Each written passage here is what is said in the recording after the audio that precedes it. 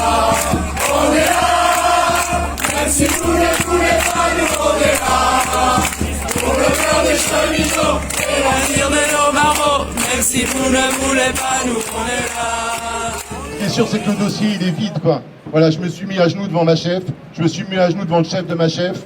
Voilà, je leur ai dit que est-ce que c'est ça qu'ils attendaient de moi? Ça fait 3 ans qu'on me dit que j'ai pas la posture de l'agent de maîtrise alors que je suis agent de maîtrise, mais qu'on veut pas me donner de déroulement de carrière. Voilà, donc est-ce que c'est la posture qu'on attend de moi? Moi, je trouve que ma démarche, elle est justifiée, elle est provocatrice, elle est impertinente, elle est, mais elle est pas fautive. Voilà, ça fait partie de ma liberté d'expression. Et qu'est-ce qu'il veut Macron? Qu'on soit tous comme les lycéens de Mantes-la-Jolie, des enfants bien sages, à genoux, les mains sur la tête.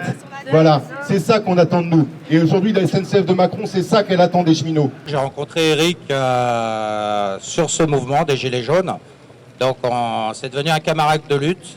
Et on est très content d'être avec vous aujourd'hui et de voir qu'il y a beaucoup de monde qui se réunissent pour une convergence des luttes. Tous les syndiqués, tous les professeurs, les élèves qui ont subi l'humiliation à genoux de la République. Et on est très content de voir tout le monde se mobilise et se rassembler pour dénoncer ces actes odieux de répression citoyenne et salariale. On ne pouvait que venir ici en soutien à Eric. Déjà, c'est un camarade qui a jamais hésité à nous soutenir de manière militante, à nous soutenir de manière financière. Et sans ces gestes-là de ces camarades-là, on n'aurait jamais été en capacité, pour notre part, de tenir le bras de fer qu'on est en train de tenir. C'est ça dont on a besoin aujourd'hui aussi, c'est de délier tout ce corporatisme entre les secteurs, c'est de créer ce qu'on appelait la convergence des luttes. Et Eric, il a toujours fait partie de ceux qui étaient pour la convergence jusqu'au bout aujourd'hui avec les Gilets jaunes, mais durant toute sa vie militante. Moi, j'ai eu l'occasion de me lier d'amitié avec lui et c'est aussi un camarade, je pense, qui est important et qui est un exemple pour tout le syndicalisme, qui a été de ceux qui ont lutté pour tous ceux qui étaient sous-traitants à la SNCF, que certains syndicats ne voulaient pas défendre parce qu'ils n'étaient pas cheminots. Et si aujourd'hui, la boîte, elle cherche à le licencier, elle cherche à le mettre à l'amende, c'est aussi pour ces combats-là que beaucoup ont abandonné depuis des années, que beaucoup ont refusé de mener, un combat pour que tous les salariés du rail, tous ceux qui travaillent dans les gares, qu'ils aient le statut, qu'ils n'aient pas le statut, ils soient défendus en tant que cheminots. Et ça, je pense que c'est un combat qu'on doit mener, c'est un combat pour le service public en général, et moi c'est pour ça qu'on le soutiendra avec tous les camarades étudiants jusqu'au bout.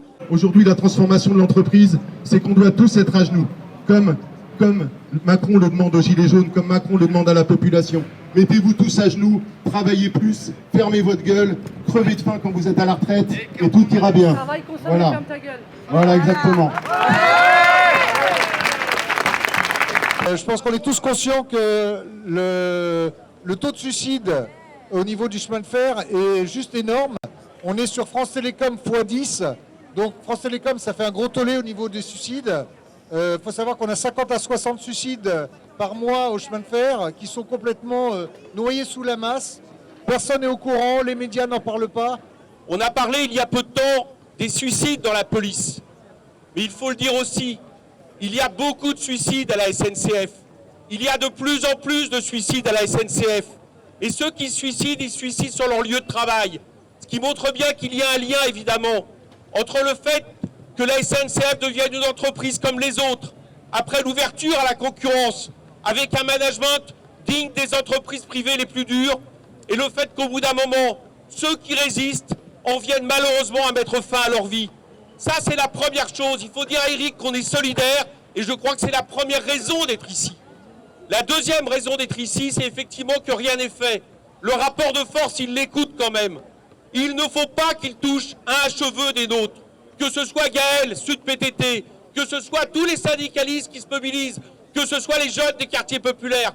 Nous devons tous, à chaque fois, être ensemble pour dire que nous refusons un régime de plus en plus autoritaire qui s'exprime tous les jours par la discrimination syndicale. Évidemment que l'entreprise est beaucoup plus violente qu'un simple fait de se mettre à genoux devant un chef. Quand on laisse des gens sans ressources pendant 6 mois, 9 mois, 1 an, qu'on leur donne des fiches de paye qui ne sont pas conformes, ils ne peuvent même pas toucher le RSA, des gens avec des enfants par exemple, ou des gens qu'on discrimine pour leurs raisons de santé, des gens qu'on radie pour des faux prétextes parce que pendant un entretien préalable à sanction, l'agent il a dit c'est pas possible, je supporte plus ces mensonges et qu'il a tapé du plat de la main sur le bureau, il est radié, c'est beaucoup plus violent que de se mettre à genoux devant un chef. À savoir aussi que moi je suis femme seule avec 2 enfants depuis bientôt 5 ans que j'ai alerté plusieurs fois ma direction que les horaires à 5h30, c'était plus possible pour moi. Donc c'est pour ça qu'on essaye de me jeter en l'air en fait. C'est parce que je ne suis pas soi-disant assidue au travail, mais mon choix est vite fait. Je leur ai dit que clairement, je n'étais pas malade, que mes arrêts à répétition, c'était dû à mon problème de vie de famille, que moi, une nounou à 5h du matin, c'est pas possible, sinon ça me coûte un bras, et que tant qu'il ne ferait rien, je serai en arrêt maladie, autant qu'il le faudra, même si j'ai des pertes de salaire. Donc voilà, donc moi je voulais juste préciser que aussi mon salaire, je vous le dis clairement, j'ai 12 ans de boîte, je suis rentrée avec un bac plus 2 à la SNCF, et je suis toujours B210. Donc pour vous montrer l'évolution, on a bien affaire à une boîte d'escrocs, je vous le dis moi clairement, qui nous spolie même sur nos salaires, surtout pour les contractuels. On en a, voilà quoi, je suis en train de regarder avec des collègues par rapport au contrat des contractuels, et c'est affreux. C'est affreux. À savoir que la SNCF, ils sont en train d'essayer de jeter tous les dinosaures pour mettre en place des personnes manéables, des intérimaires à tire-larigot. Alors les intérimaires, donc on les forme, mais pour le peu qu'ils soient un peu moins manéables, on va leur mettre fin de contrat et puis on va en prendre un autre. C'est pas tout à fait anecdotique. Le fait de s'en prendre par exemple aujourd'hui aux étudiants et aux cheminots, c'est aussi un choix politique de la part des gouvernants, de faire tomber des secteurs les plus combatifs du mouvement social. Parce qu'on parle à juste titre du mouvement des Gilets jaunes. Le mouvement des Gilets jaunes, il n'est pas de rien. Il est aussi du fait qu'au printemps dernier, il y a eu une grande séquence sociale et politique qui n'a pas abouti à des victoires. Mais mine de rien, c'était le début du grabuge, c'était le début de la bagarre, c'était le début de la volonté affichée d'avoir une alliance, une convergence, un mouvement d'ensemble et une grève générale dont on aura toujours besoin. Et on aura besoin, y compris contre la répression. Donc on a besoin, je termine là-dessus, de deux choses. La première, c'est que le mouvement ouvrier, syndical, politique prenne enfin ses responsabilités, arrête de bégayer, quelles que soient ses étiquettes, ses drapeaux, dire clairement qu'à chaque fois qu'on touchera à un militant du mouvement syndical, du mouvement politique, un militant des quartiers populaires, un militant de l'écologie radicale et tout ce qui s'ensuit, on touchera à n'importe lequel d'entre nous et qu'à partir de là, on donnera une riposte collective. Et la dernière chose, c'est faire en sorte que le mois de mai soit chaud le plus possible. Macron, il a fait un gros discours hier à la télé. Franchement, je dois l'avouer, on a presque envie de lui dire merci. Il est plus efficace que tous nos tracts, toutes nos affiches réunies. Tellement il raconte que de la merde.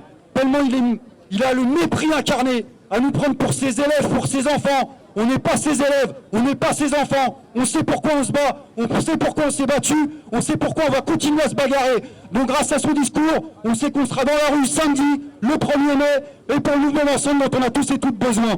Relax intégral pour Eric et pour tous les autres. Il y a quelques petites années, il y avait eu une affaire au PRS de Paris-Saint-Lazare, une vidéo qui avait fuité sur Internet où il y avait une histoire d'apéro qui s'était passée dans le poste. Bon, la direction avait dit, on fait un exemple, on va virer les mecs. Le jour du conseil de discipline, il y avait eu 50% de grévistes à l'aiguillage. Et ben la direction, ça les avait bien calmés, et les collègues, ils étaient restés. Et là, il faut bien se rendre compte que ce qui va se passer pour Eric, ben ça va dépendre du rapport de force qu'on va être capable de mettre dans la boîte. Le rapport de force, il va être nécessaire et il est important. C'est pas uniquement pour Eric que vous vous battez. C'est pour que toutes les fois où par malheur, ils auront envie de prendre un papier et un stylo pour assigner quelqu'un en conseil de discipline pour radiation, ils vont se dire merde, comme à Paris Sud-Est, comme à Paris Saint-Lazare, ils vont me débloquer 300, 400 personnes qui vont venir et qui vont faire du bruit. Parce que ce qu'ils ont horreur par-dessus tout, c'est la médiatisation. Parce qu'on est dans une période de privatisation et on a envie de donner un beau visage, on a envie de dire que la SNCF, elle est fashion, elle est moderne. Mais lorsqu'on leur montre que la SNCF, elle n'a rien de fashion et qu'elle réprime comme toutes les autres boîtes, et ben ça leur plaît pas et ils reculent. Le gouvernement Macron, il a crédité des pertes. Il a crédité des pertes, que ce soit dans les hôpitaux, que ce soit à la Poste, que ce soit à la SNCF. Il sait que ça va coûter des vies. Il sait que ça va coûter des sous à la sécurité sociale qui va payer pour des maladies professionnelles, pour des choses comme ça. Il sait tout ça, il sait qu'il va briser des vies. Mais on le fait. On le fait pourquoi? On le fait pour enrichir les riches. On le fait pas pour une amélioration du service. Ça, c'est un mensonge. Eh bien, c'est ce qui se passe aujourd'hui dans les services publics. Ils savent, ils ont déjà un pourcentage. Ils ont crédité le fait que certaines personnes allaient développer des maladies professionnelles, allaient se suicider, allaient en justice pour faire valoir leurs droits. Tout cet argent, il apparaît déjà sur une ligne de compte. Et toutes nos vies brisées, elles apparaissent déjà sur une ligne de compte. On a un gouvernement de criminels contre l'humanité. Pourquoi? parce qu'ils avaient la SNCF. La SNCF, c'est quoi? C'est un outil d'aménagement du territoire. Aujourd'hui, il ne se passe pas une journée sans qu'on ait une mauvaise nouvelle des espèces animales en voie de disparition, d'augmentation de la pollution, des particules fines, du réchauffement climatique. Et qu'est-ce qu'il fait Macron avec ça? Il casse le seul outil capable de lutter contre ça, la SNCF. Pourquoi? Pour donner le rentable à ses potes et pour fermer ce qui n'est pas rentable. Et ça, moi je dis ça, c'est un crime contre l'humanité. C'est ça la répression à la SNCF, et c'est cette répression-là qui existe partout. Et on ne doit pas le tolérer. C'est pour ça que c'est ni mutation disciplinaire, ni 12 jours de mise à pied, c'est 0 jour de sanction pour Éric. On a assez souffert, on a assez douillé, faut que la peur elle change de camp. On a peur aujourd'hui. On a peur, il y en a plein qui ferment leur gueule, qui ont peur, etc., etc. Mais avant les cheminots, ils faisaient peur à tout le monde. Ils faisaient peur à tout le monde et c'est pour ça que moi je suis heureux qu'il y ait des gilets jaunes et je m'arrêterai là-dessus. Parce que les gilets jaunes, ils ont donné un espoir. C'est-à-dire qu'à un moment donné, il y a eu ce spectre de la révolution. Qu'on n'avait jamais vu des images de gens qui rentrent dans l'Arc de Triomphe, qui repoussent les CRS, qui n'ont pas peur des canons à eau, qui n'ont pas peur des gaz, qui obligent Macron à venir à faire des meetings et des grands débats partout. C'est grâce à ce mouvement-là, mais c'est grâce au rapport de force, c'est grâce à la lutte des classes, et c'est pour ça que la lutte des classes, faut qu'elle revienne chez les cheminots. Moi, je vous le dis, je suis de Paris-Nord, et on déposera un préavis de grève si Éric qui passe en conseil de discipline pour mutation disciplinaire ou quoi que ce soit, on se mettra en grève, qu'on soit 1 ou 100 000, on se mettra en grève, et ça c'est sûr et certain. On a sauté de nos camarades, c'est terminé, c'est terminé. Alors les cheminots, merci d'être venus, mais moi, c'est pas moi qui suis important, c'est vous qui êtes important.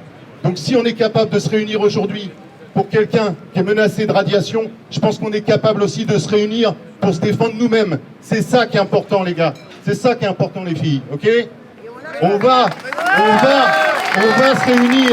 On va bouger. On va se rassembler. Et on va profiter de l'aide des Gilets jaunes. Merci, les Gilets jaunes. Merci.